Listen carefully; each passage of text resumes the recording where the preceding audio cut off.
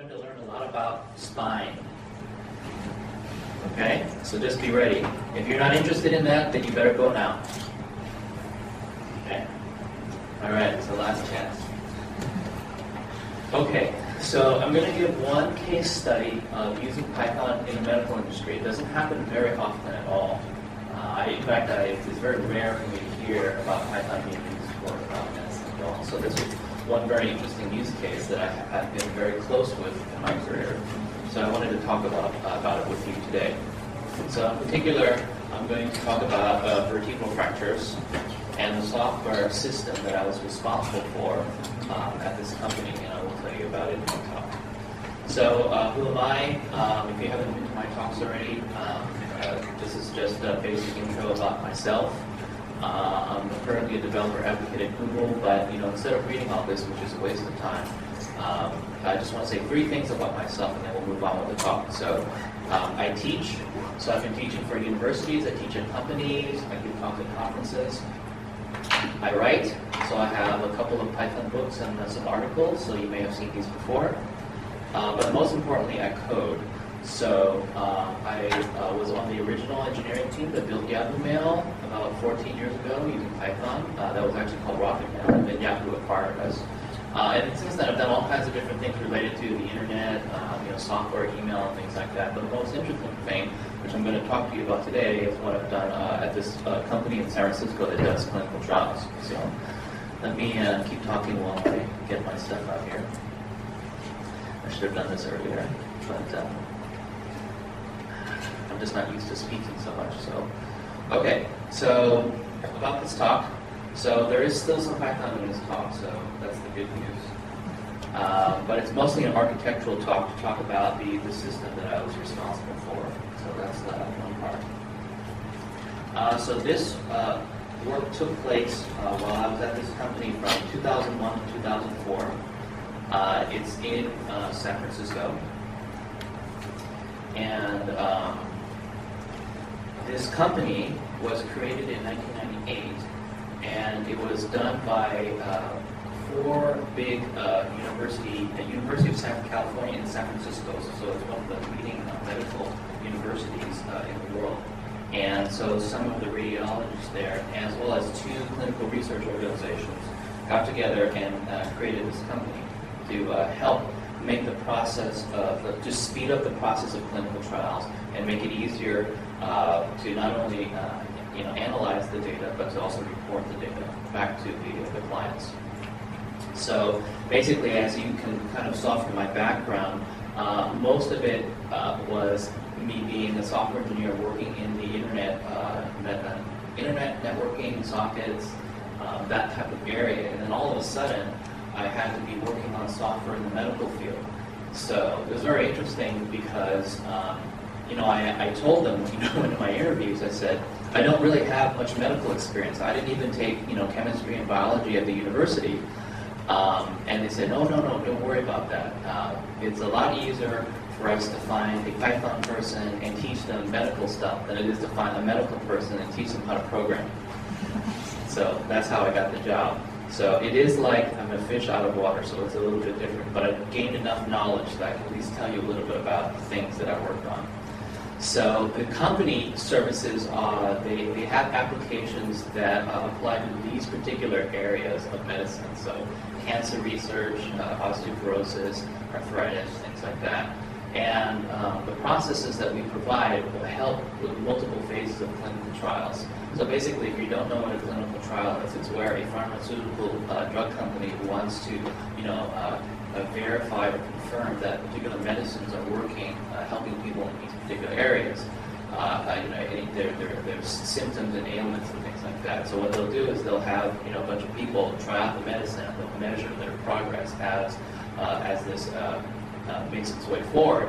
And if everything looks good, they will ask for example, in America, they will ask the American Food and Drug Administration to make it approve this medicine so that doctors can prescribe it for their patients in this country.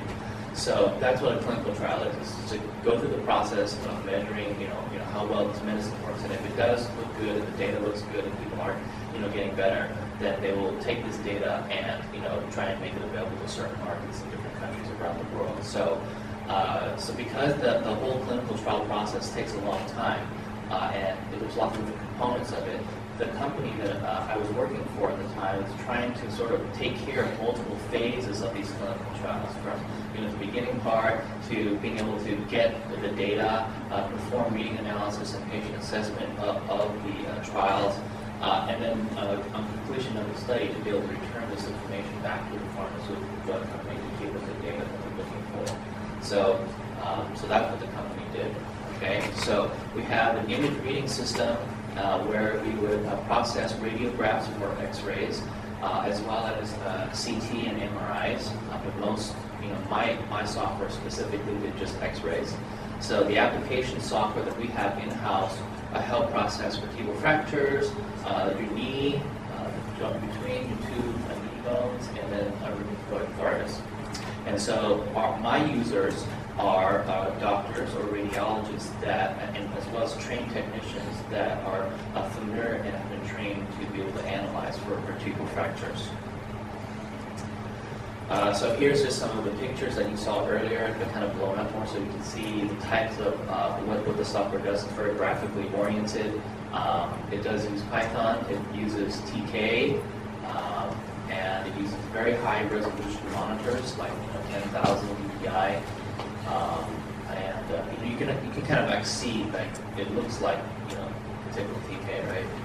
So anyway, so that's our application suite. So the way it works is the preliminary data is taken for for the patients at where they're having their clinical trial processed.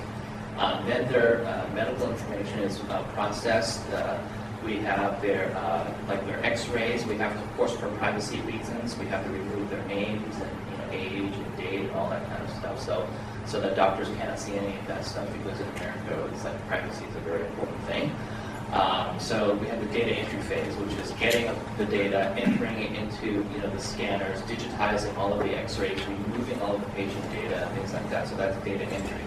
Once the raw images are available to our software, the software is able to take those images, bring them into the software application for the doctors to use. And then once they're done with their patient assessment, all of the notations that they made get reported into the database, and that gets stored, and then it gets saved, and then they process another patient, and they keep on going until everything is done. And then after that is the time period where we do the data transfer back to the pharmaceutical company, the client, and then we provide any additional support if there's anything wrong with the data or they don't understand it. We explain that all to them. So that was the job of the company that I was working for. So the main reason why we're trying to automate this process is so that it reduces the total amount of time to make an entire clinical trial happen. So that means that if you reduce the time of clinical trials, that you're helping the chance of making the medicines come to the market sooner than later.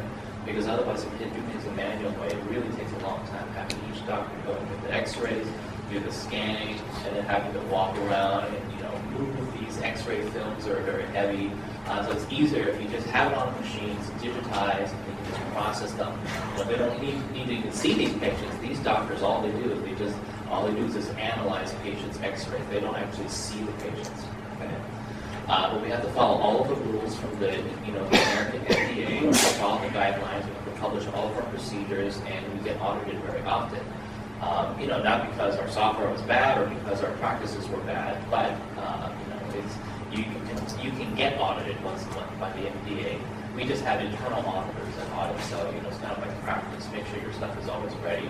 And also the data and the software needs to be available for like at least 7 years after it's been used. So that's another thing that has to happen. You have to maintain all this software because who knows? There may be some litigation that may happen at some point down the road. You need to be able to come back and take a look at that software. So you can't put it out of date. Okay. Also, it enables more productivity because now your doctors and trained technicians, instead of walking around grabbing films, doing the analysis, and then putting those films away, getting new films. So it's easier if they just sit at their their table or in front of the workstation and do this processing and happen faster. And there's also less chance of human error because if you have a whole bunch of X-rays, maybe they'll fall to the floor. Other X-rays are around as well, so you really don't want to mix things up. So it's much easier when it's very well contained and done through a software application rather than doing things manually. Okay? So for our end users, they were all internal. So my company, even though we're a software company, we actually hire doctors. Those doctors are usually doctors that don't want to see patients because they don't want to deal with that part of business. And they just want to be able to, they want to do their work, but they don't want to have to see people to make that happen, except for us who are nice, friendly software developers, okay? So anyway, again, it's to reduce human error, it's to make things more productive, it makes the whole clinical trial process go faster, so that's why this was done. And of course, the hard part for us as developers is that the turnaround time is very critical because these contracts for these clinical trials were signed many, many years ago, okay? And the patient had been taking the medicine and they've been going to the hospital or their medical clinic to actually get measured. Now we're actually getting that data in-house now. It's being mailed to us. It's being expressed to us now. So we're getting all of this stuff in the mail. And guess what? We have to process them now. But the thing is, it can't wait because the pile gets larger, right? So of course, when the contracts were signed, the software people weren't told about this because we had other ones we had to work on. So this very long backlog of things. So it's usually the case that they always need their software as soon as possible because the trial is going to start next week or in 2 weeks or in 4 weeks. There's not a lot of time. So we really need to find a language that lets us kind of adopt this sort of this pseudo-agile thing a little bit better. So that's one of the reasons why Python was chosen. So as far as the particular system that I was responsible for, the whole point of this application was to assess and diagnose vertebral fractures. So if you don't know what a fracture is, it's any type of damage to bone structure, some sort of breakage of it. It can also be a loss of structure as well. So if you don't know what a vertebra is, it's one bone in your spine. There's 3 types, or maybe 4, I guess. So there's 3 main ones: the cervical, thoracic, and the lumbar. And they make up your entire spinal column from top to bottom.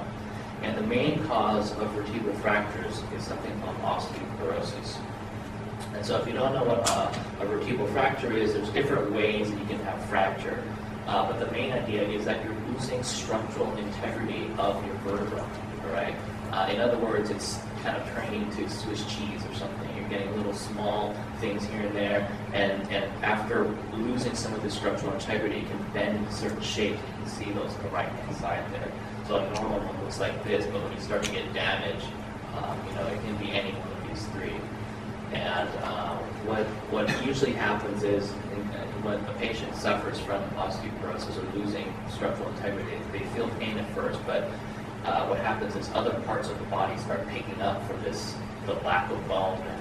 So the pain gradually kind of goes away possibly, but other things start forming, like you'll get bone spurs and things like that. So sometimes I've seen bones that have very odd shapes because your body is trying to compensate for the loss of structural integrity. And so that's why you can get new bone to form in unusual places. Okay, so most of the cause of vertebral fractures is due to being postmenopausal. So of course that does affect mostly women, 80%. But sometimes men don't know that. Guess what? 20% are men too. So it's not just for women. But if you don't know what osteoporosis is, it's basically where like I said, your bones are turning into Swiss cheese because you're losing structural integrity. All right, that's really the main thing. And it usually happens as you get older, and there's about 1.5 million people that get it annually, and just osteoporotic fractures in general, and then almost half of those are just for spinal ones. So usually you don't have any symptoms of osteoporosis because nothing's happening, and then all of a sudden you start losing structural integrity. So it's kind of like too late by then. There's no really known cure, but many believe that it's highly preventable. And when I was speaking to the doctors at the office, pretty much they say yes. If you drink, if you take dairy and you do calcium, that's one thing.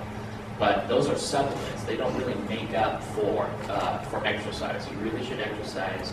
And that will help you maintain structural integrity in your bones. But I'm not a doctor. They told me that, so I'm just passing it on to you. All right, so our doctor there can tell us if that's true. But yeah, so anyway, so if you do have fractures, you can see that you're no longer able to stand up straight. So you see like very old people walking kind of like bent over. That's a symptom of osteoporosis because of their vertebral fractures. Your spine just does not have enough bone to keep you standing up straight. So that's really what's going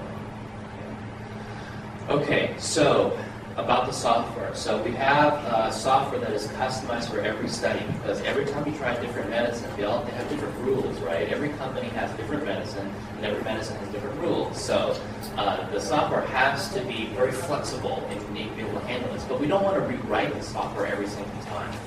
All right, so I'll tell you a little bit about how we did that. But anyway, let's just talk about how the system works in general. Then I'll talk about the architecture of it. So the way it works is the software is intended to augment manual assessment, where the doctor actually will physically look at the X-ray image on the monitor, or for some reason there's some special films that cannot be digitized, so it actually requires them to use a light box to look at a film. But it's this information is in addition to needing a human being to be able to do these things. Also, some of the measurements use radiographic morphometry, so that actually helps out because then the software is able to actually do some of the measurement for you. So we'll see an example of that. But the whole thing helps make the processing of clinical trials go faster. Okay, and again, the software is geared for vertebral fractures, and most of the input comes from X-ray. Although we did have some films coming in from CT, most of them were X-rays. So we had 4 separate tools that had to work with each other to be able to help analyze patients. So the first one is the identification. So that means the doctor has to say, okay, this vertebra is this one, this vertebra is this one, this vertebra is this one. So you would say, like thoracic 4, thoracic 8, thoracic 12, lumbar 1, lumbar 2, lumbar 3, etc. So that's identification of the bone. And then for actual assessment, we had 3 different tools, and I'll talk about those as well. So the entire reading system, there's a common library that I created, I helped manage, that works for all reading system applications, all 4 of these. So that's a common code base. And then on top of that, each one of these individual applications have their own, their separate applications.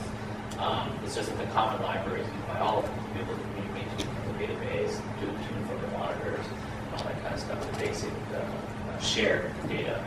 So labeling, again, I already mentioned, it's identifying all the different vertebrae. Quantitative morphometry is where you actually measure using the vertebral shapes and measuring ratios of the size ratios from top to bottom of each vertebra. Semi-quantitative is where you assign a particular grading to indicate the severity of a fracture.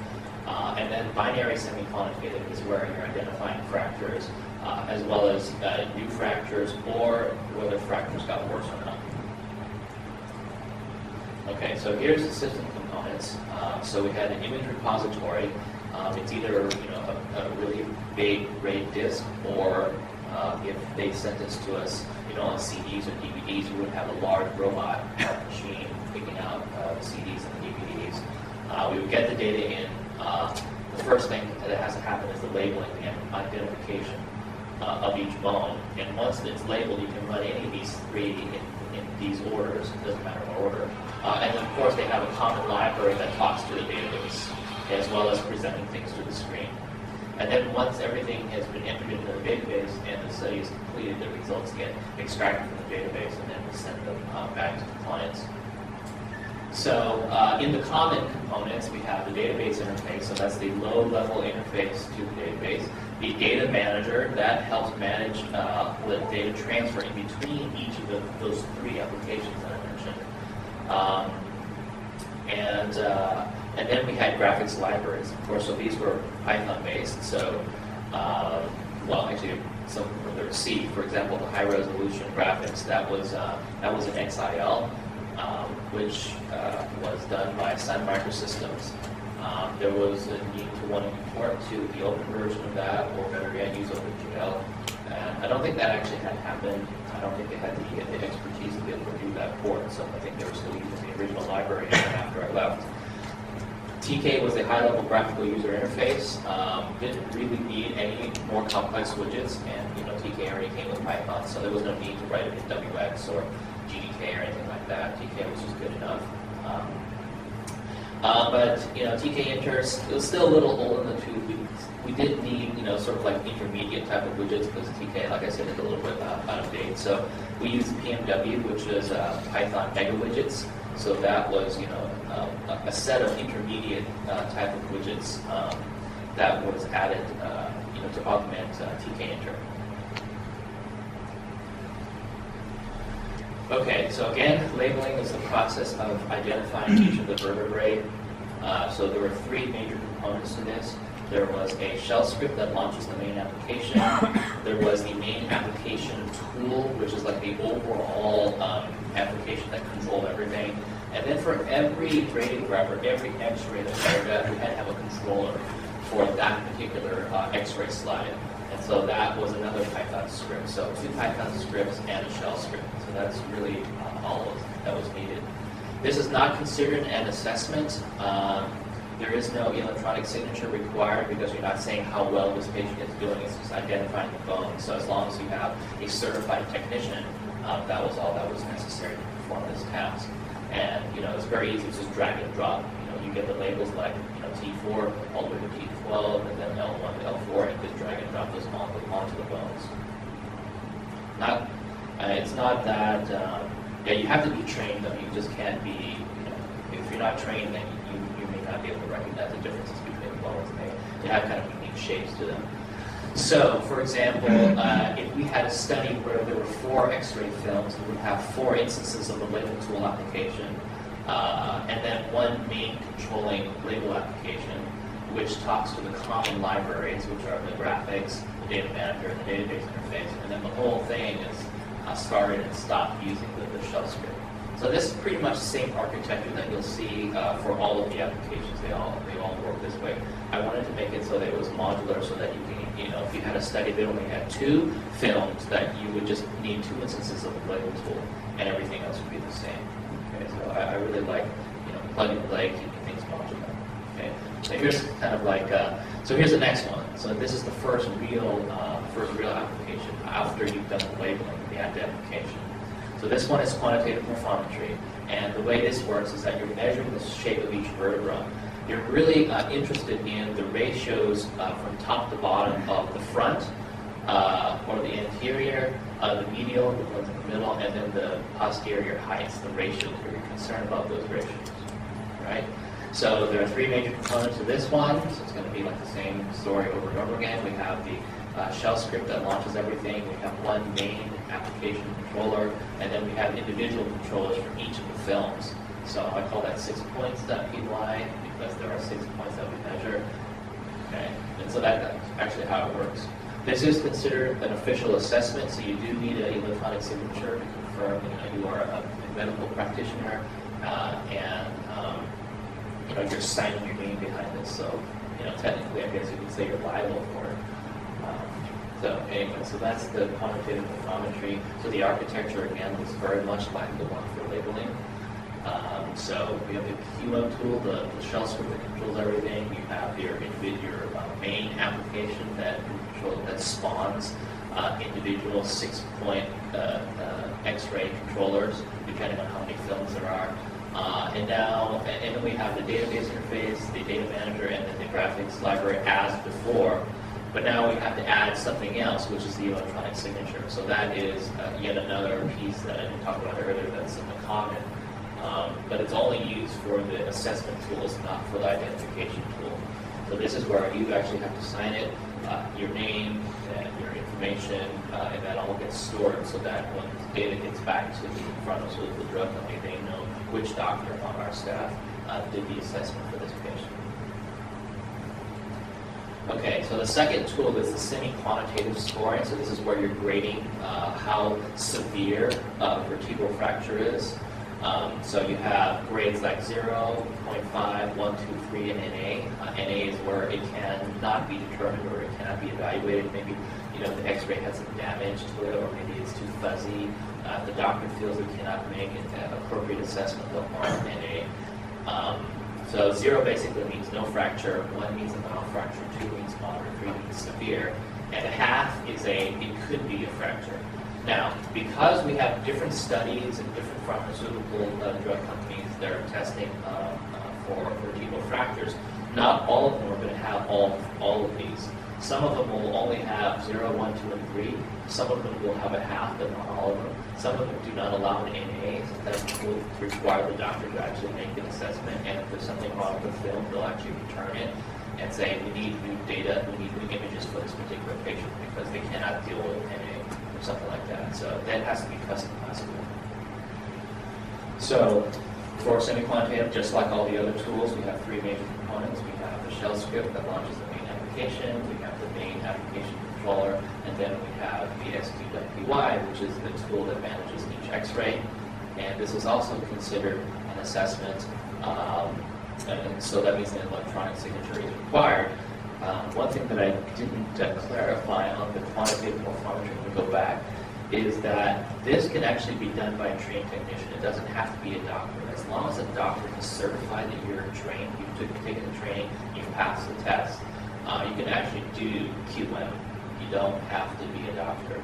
But when we get to semi-quantitative, it does, semi-quantitative does require a doctor. Okay, so it has to be a radiologist. So even if you're a trained technician, you're not allowed to do semi-quantitative. At least not at the time that we were doing it. So I don't know since then whether or not they've actually done SQ training and validation for trained staff. That may have happened. So anyway, so if you look at the architecture for semi-quantitative, you see again it's almost a carbon copy of the one for QM. Everything is pretty much the same electronic signature. Nothing has changed except the app is different. The way you measure the patients are different. So those are the unique things. And then the last assessment type we have was binary semi-quantitative. So this is where you're identifying vertebral fractures, but you're not concerned as to how severe it is, but you want to know, whether there's a fracture and what kind of changes have happened. All right. So usually this requires you to have at least more than one visit. So when there's the first visit is called the baseline visit. So you basically pretty much say, do they have no fracture, which is a 0, or do they have a fracture, which is a P, which means it's a prevalent fracture. That means it's pre-existed before the study had started, or you can't tell. Again, that is optional. Some studies just don't do NA at all. And then any subsequent visit is called a follow-up.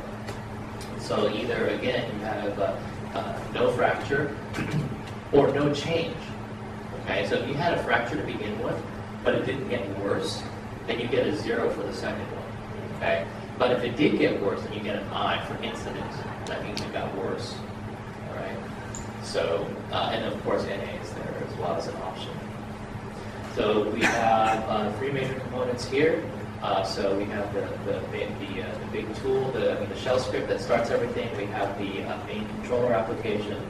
And then, instead of creating a separate SQ.py, what I did was, because SQ and VSQ are very similar to each other, I refactored this tool so that I reused SQ.py, but overlaid some special stuff just for VSQ.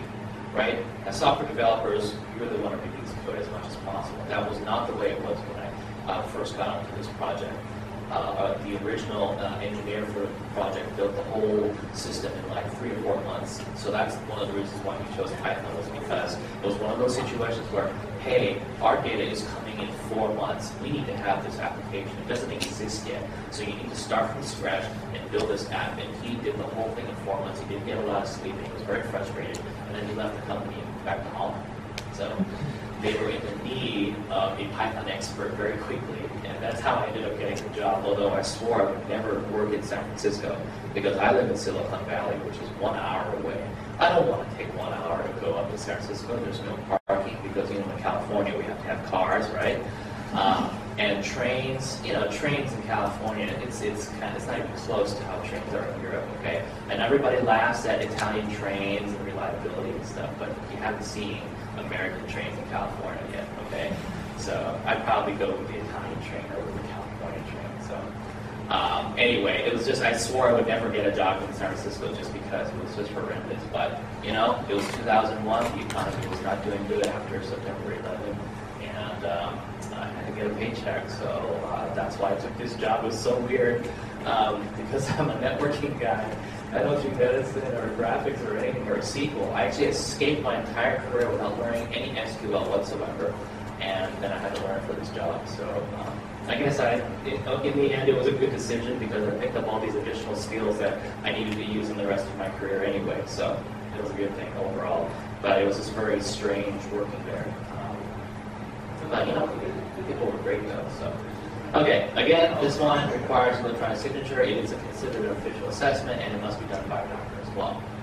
This was the one, when I was leaving the company, this was the one that they were really considering coming up with a program to have trained technicians do it. And they were working on the certification process as that was done, so I don't know whether or not they actually finished this one.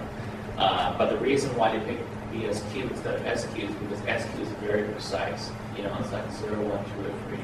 Very, very precise. You have to really be a doctor and have had radiology training to be able to do that. So BSQ is a little bit different. You're you know, a human eye can notice whether or not somebody got worse or not, right? So that's one of the things that made this one easier to consider for having a certified technician do it instead of having a doctor do it. Okay, so the BSQ architecture looks nearly again identical to the one for SQ. The only difference, like I said earlier, is that instead of creating a separate BSQ.py and have this the same code over and over again, I just reused SQ and just put in some minor changes to make that work. Okay, so here's how the app works. I can't do it live for you because I no longer work there. I don't have the work section here either. But we have labels up here, T4 through T12, and then you can see L1 through L3 are up here apparently. So you would actually grab onto this magic box and you would drag that. You look at this and you go, is this really T? Is this T4 or T5 or whatever? So you have to be able to understand, the spine and what each one may have a certain shape to it to be able to identify what they are. But once you figure out, sometimes the radiologist will give you a hint, like they'll write a 4 right next to it. So you go, okay, that's got to be T4 because you're a 4 there. Same goes for 8. You can see the 8 here. So that's T8. So they'll help guide you as they're doing the initial QA on the slides before they get digitized. So sometimes we have people do that, but it's not always the case, especially when we're in a rush. But it's great when we have time to say 4, 8, and 12. That way you can just immediately do the labeling really fast. So the next step for this one is for L1. So they would actually use a scroll bar, scroll down, they would grab L1 and drag and drop that down onto the X-ray. And that gets saved into the database so that when it gets brought up in another tool, I think this is a different patient, that one, no, they're all different patients. So when it comes up in this tool, if this patient was set to do quantitative morphometry, you would actually use the 6 points that you would actually touch each area of the bone, and it would automatically, the application would draw the line between each of the dots. And once you finish all the dots, you can drag and drop each of the dots to be more precise. Okay, so you can actually start really fast and then slowly go back and check your work and kind of like refactor the box. But after you're convinced that everything, the lines are exactly correct, the points are in the right place, this gets saved into the database. But in addition to the XY coordinates of each of the points, it also does measurements of the ratios, the anterior, medial, and posterior.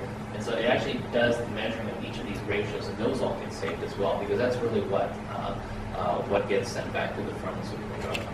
Okay, so that's the Q one. And then the SQ, the BSQ tool, they work in the same way.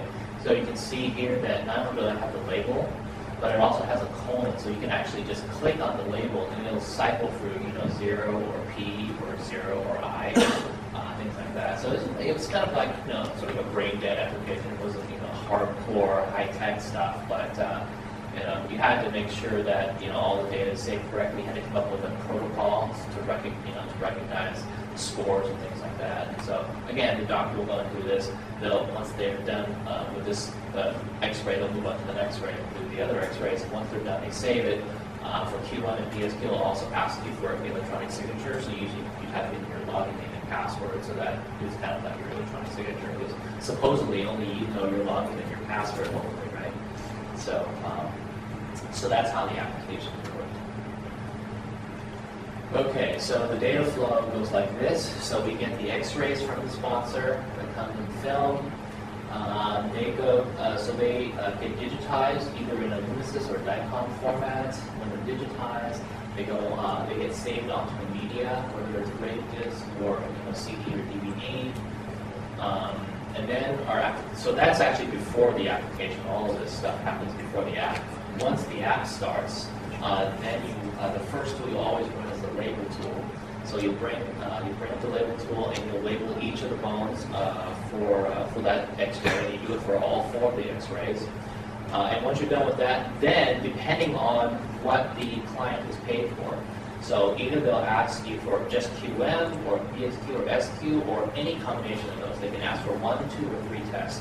Every test they ask for, of course, we charge money for. So they have to really decide, what is the most appropriate measurement for this type of medicine that we're having people try. Okay, so most of the time, it's that I've seen, it's QM only, or QM plus PSQ, or if PSQ plus SQ. Usually, I don't see all 3. It doesn't happen very often.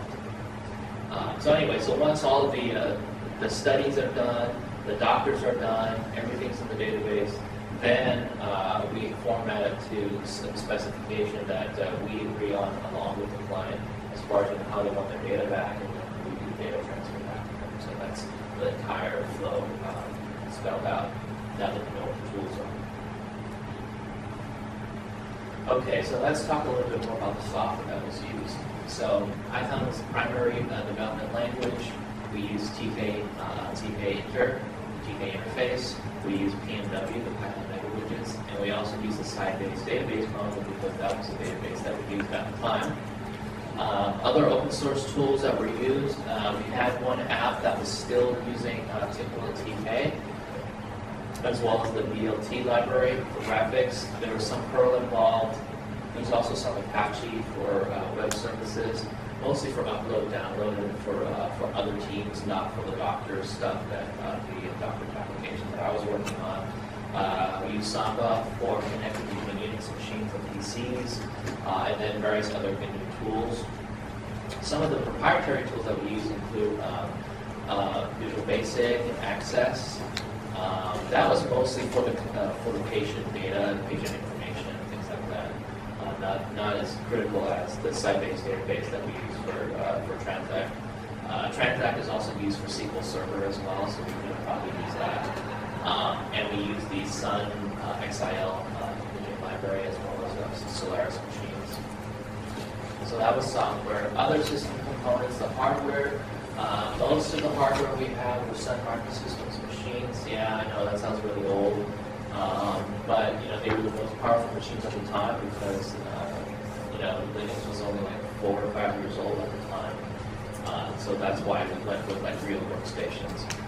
We had a single color visual monitor, so one color monitor, which was where the controllers go, and then we had double, very high resolution monochrome monitors that were turned in portrait mode, and like I said, they were like 10,000 DPI, very, very high res. I don't remember the name of the company that made monitors, but those were where the X-rays went, and then the controller went on the single color monitor, which was like a 19 or 20-inch monitor.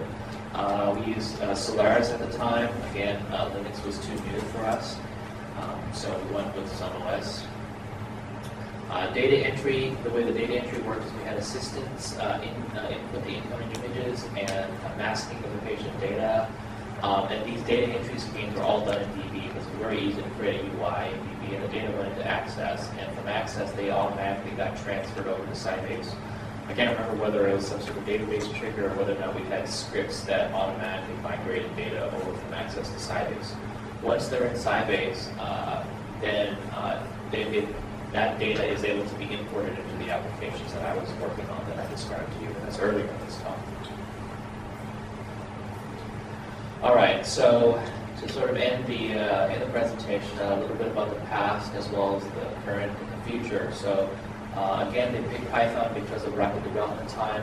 The original engineer did not have much time at all because he was told, hey, we're getting images in 4 months, so you got to really, really come up with all of it very quickly. And of course, because he did it so fast, he didn't really think about a lot of the architectural details.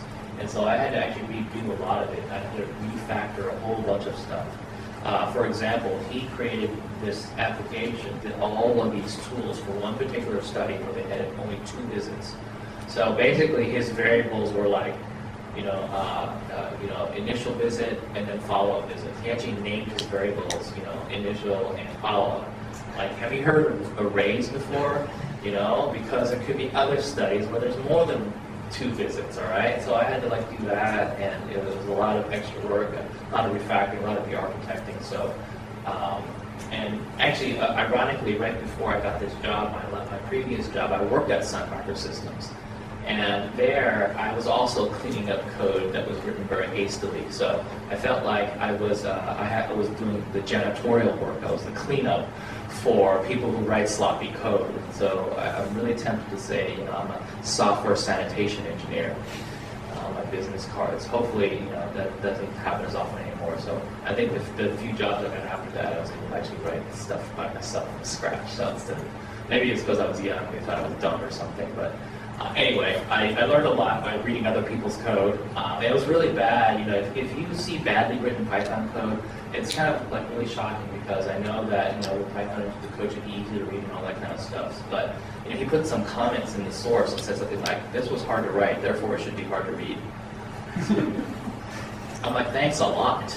Of course he was already in Holland. I couldn't yell at him. So. But anyway, so I did all that work. So 80% of all of the applications we had in the office were done in Python. So this vertebral fracture thing that I just told you about, as well as the knee joint space width, that was also done in Python as well. One of the older apps they had was for rheumatoid arthritis, and that was actually originally done in typical TK. But they created the original engineer quickly discovered that Python was a much better solution. And of course, we had various imaging tools to digitize and scan things and stuff like that. So, anyway, so rolling back, 7 years up to today. So what happened was, what sort of caused me to leave was we actually had a Java-centric VP came in and said, we're going to rewrite all the tools in Java. And I said, why? Because things are working perfectly. He goes, well, it's a lot easier to find Java programmers than Python programmers. And I'm like, you know what? You're not supposed to be looking for Python programmers. You're supposed to be looking for smart engineers, and then they can all pick up Python. But he wasn't convinced, so I got mad and I left. So that was back in 2004. So after, he was actually asked to leave several years after me. I'm like, yes. I just talked to somebody else who was still at the company, and they said that, finally, after 7 years, some of the new Java tools are finally rolling out. But all this time, this Python tool has still been the primary income generator for this company. So I'm pretty proud of my work, so I'm going to talk about it. Anyway, so that's the current state of the company. I don't know too much more beyond that, so if you ask me questions, I'll try to answer the best I can. But no guarantees I'll give you a really accurate answer. So to finish up the talk, if you want to find out more about the company that I work for, there's a link. The group that spawned the existence of this company came from, again, UC San Francisco. It's the radiology department, so this is the osteoporosis arthritis research group, so OARG. You can learn more about osteoporosis at this link. You'll learn more about vertebral fractures here, more osteoporosis. And then if you want to find other papers that are related in this area, you can take a look at the NIH library. So I'll have the slides uploaded in a couple hours, so you don't have to worry about writing anything down. So to wrap up the talk, Python is a great answer because it's very, very fast in development.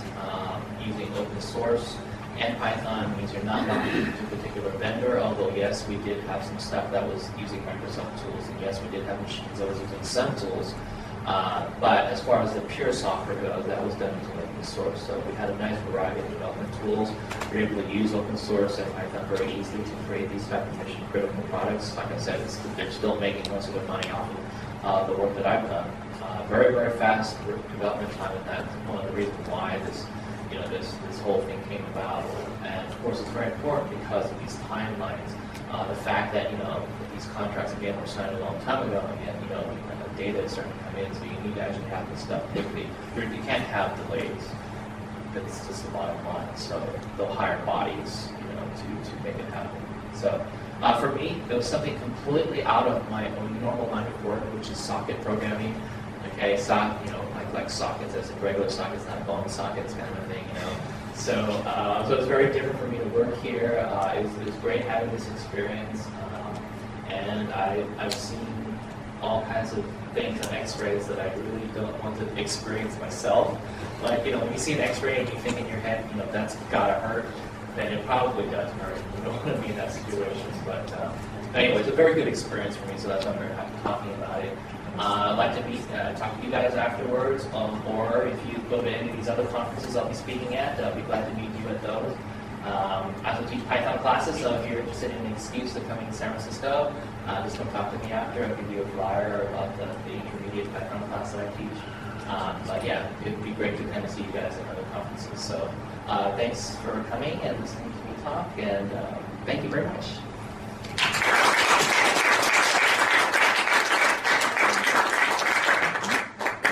So we have about 10 minutes for questions. Yes, sir. I have two questions for you. Okay. Which one? What's the library any used for image analysis? What's the library used for image analysis? So we actually didn't do any image analysis. All we did was take the X-rays, we digitized them, and then when we brought them into the application, that was done using XIL. So they were like dicom or luminescence images that we used the XIL library to display them on the screen. But there was no analysis beyond that, other than what the doctor does with his eyes. There's a question. Yes. Hello. Actually, there is a Python software like ImageJ. ImageJ is image analysis software, but written in Java. Great, thank you for that. Maybe they use that for their Java application, but I don't know since I left. I'm not sure what they're using. But if it is a Java imaging library, it's very popular. So yeah, I don't know anything about the Any other questions? Well, it is some physician question, but I hope you can achieve it. Why they split the process, the first process into, why they split the detection of the bones and the measurement? Didn't they, when the same physician that measures could also detect what is the bone? So Okay, so that was a very good question, and that is why isn't the identification rolled into the actual apps? And to me, that makes sense, and I actually wanted to refactor it that way, where, why is it a separate tool? This labeling and identification should be able to be rolled into each of the different apps. Okay, so I agree with you. I think the main reason why they chose to do it this way is that you can actually have a lot more staff people do the labeling. So it's kind of like bulk processing. And because they're not necessarily doctors, but they can identify the bones. And then you just have the doctors focus on the things that they are required to do. So I think that was the main reason, is that we had a lot more trained technicians than we had radiologists. So good question. Anybody else? I'm interested in the requirements of the FDA. They have a lot of red tape when it comes to accrediting applications and things like that. Did you have to certify Python? Did you have to certify your application and things like that? Yeah, that's a good question. But for certification, I think I wasn't 100% sure what the rules were for open source software, but I think one of the important things was that at least for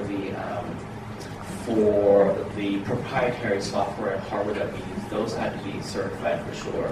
I think they're taking sort of a neutral stance on open source at the time. I don't know if that has changed since then. But overall, at the end, they can say, we certify this app regardless of how you put it together. So when I was there, the FDA never physically came into our building to do an audit. We had internal auditors that measured things like this, and we sent this information to the FDA. But I think the FDA really only steps in if they think there's some sort of fraud going on or anything like that. If you seem like you're a legitimate company, we had doctors on the board of directors and things like that. I think I was not part of the discussions for certification formally. But I think that's kind of how it happened. I actually had to be trained too. I had to take some of the CFR trainings. I had to be trained with three different certifications I had to get. Even though I have no medical background at all, I still need to have this certification in order to actually work on this software and to be able to look at patient data and things like that. But I can't answer your question exactly because I wasn't really sure. Anybody else? All right, great. Thanks for coming, and I hope you have a good rest of EuroPython.